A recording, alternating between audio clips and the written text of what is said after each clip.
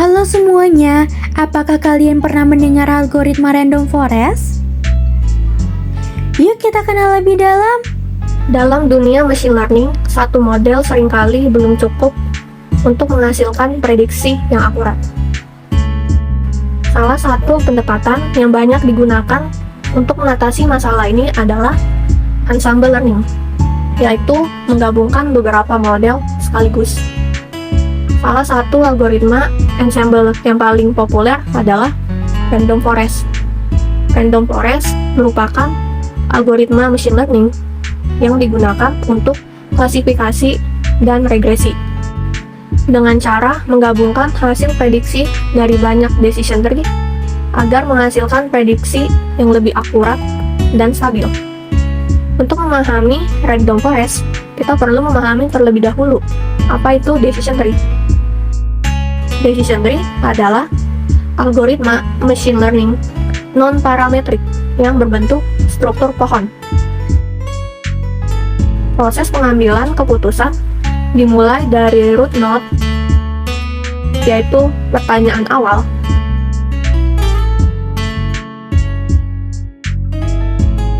kemudian berlanjut ke decision node sebagai pertanyaan lanjutan, cabang sebagai jalur keputusan.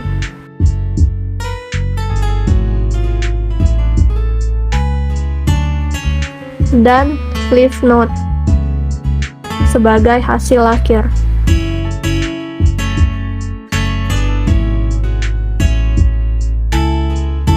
Decision tree mudah dipahami dan cepat digunakan, namun seringkali memiliki kelemahan berupa bias dan overfitting jika digunakan secara tunggal. Random forest hadir untuk mengatasi kelemahan decision tree tunggal. Alih-alih hanya menggunakan satu pohon, random forest membangun banyak decision tree sekaligus. Konsep utamanya adalah bahwa sekumpulan decision tree yang tidak saling berkorelasi akan bekerja lebih baik sebagai kelompok dibandingkan satu pohon saja. Dengan cara ini, kesalahan dari satu pohon dapat ditutupi oleh pohon lainnya. Sebelum kita masuk ke contoh kasus, mari kita pahami dulu bagaimana konsep cara kerja dari random forest. Perhatikan bagian atas ilustrasi ini. Ada label bernama instance. Ini adalah data baru atau pertanyaan yang ingin kita pecahkan. Dalam dunia nyata, instance ini bisa berupa data transaksi bank yang ingin kita cek keamanannya. Data ini tidak langsung diputuskan oleh satu mesin, melainkan dilempar ke seluruh hutan untuk diproses secara paralel oleh banyak pohon sekaligus. Di dalam ilustrasi, lihat ada pohon 1, pohon 2, hingga pohon ke N. Setiap pohon ini unik karena mereka dibangun menggunakan dua teknik. Pertama, bootstrapping, yaitu setiap pohon dilatih dengan sampel data yang diacak, sehingga setiap pohon punya pengalaman yang berbeda. Kedua, fitur randomness.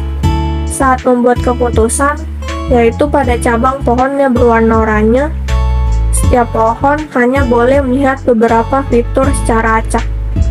Inilah kenapa struktur pohon di gambar tersebut terlihat sedikit berbeda satu sama lain. Setiap pohon kemudian akan memproses data instance tadi mengikuti jalur logikanya masing-masing. Contohnya garis panah kecil di gambar. Pohon 1 memproses data dan menghasilkan prediksi class X. Pohon 2 mungkin melihat pola yang berbeda dan memprediksi class Y. Pohon KM kembali memprediksi class X. Di tahap ini, setiap pohon bekerja secara independen dan memberikan pendapat jujur mereka sendiri. Sekarang, kita sampai pada tahap paling akhir di bagian bawah gambar, yaitu majority voting. Setelah semua pohon memberikan suaranya, random forest akan menghitung suara terbanyak. Jika mayoritas pohon mengatakan class X, maka keputusan akhir atau final class yang diambil sistem adalah class X. Sehingga membuktikan bahwa random forest tidak percaya pada satu pendapat atau satu sudut pandang saja. Dia menggunakan prinsip demokrasi atau voting untuk meminimalkan kesalahan. Meskipun ada satu atau dua pohon yang salah memprediksi, suara mayoritas akan mengoreksinya, sehingga hasil akhirnya menjadi valid. Mari kita lihat dataset yang ada di depan kita. Kita memiliki tabel history transaksi dengan 3 fitur utama. Nominal, yaitu besar atau kecil, lokasi, yaitu luar negeri atau lokal, dan perangkat, yaitu baru atau lama. Dan target yang ingin kita prediksi adalah status, fraud atau aman. Data 1, besar, luar negeri, baru dikategorikan sebagai fraud. Data 2, kecil, lokal, lama, dikategorikan sebagai aman. Data 3, besar, lokal, baru, dikategorikan aman. Data 4, kecil, luar negeri, lama, dikategorikan aman. Lalu data kelima, besar, luar negeri, lama, dikategorikan fraud. Tujuan kita adalah menggunakan algoritma random forest untuk mendeteksi apakah transaksi berikutnya yang masuk ke sistem adalah penipuan atau bukan. Kenapa kita tidak pakai satu decision tree saja? Karena satu pohon cenderung kaku. Kita butuh sebuah hutan yang terdiri dari banyak pohon untuk melakukan voting. Sekarang kita masuk ke proses bootstrapping, atau pembuatan dataset acak berdasarkan dataset awal. Bayangkan kita akan membuat 3 detektif, yaitu pohon 1, pohon 2, dan pohon 3. Kita tidak akan memberikan data yang sama persis kepada mereka. Kita lakukan pengacakan data dengan metode sampling with replacement. Mari kita bedah apa yang terjadi pada pohon 1. Kita ambil 5 sampel dari data asli secara acak. Kita ambil 1, dapat data 1. Kita catat. Lalu, kita masukkan lagi ke kotak. Kita lakukan proses itu sebanyak 5 kali. Sehingga hasilnya dataset untuk pohon 1 berisi data ke 1, 1, 3, 4, dan 5.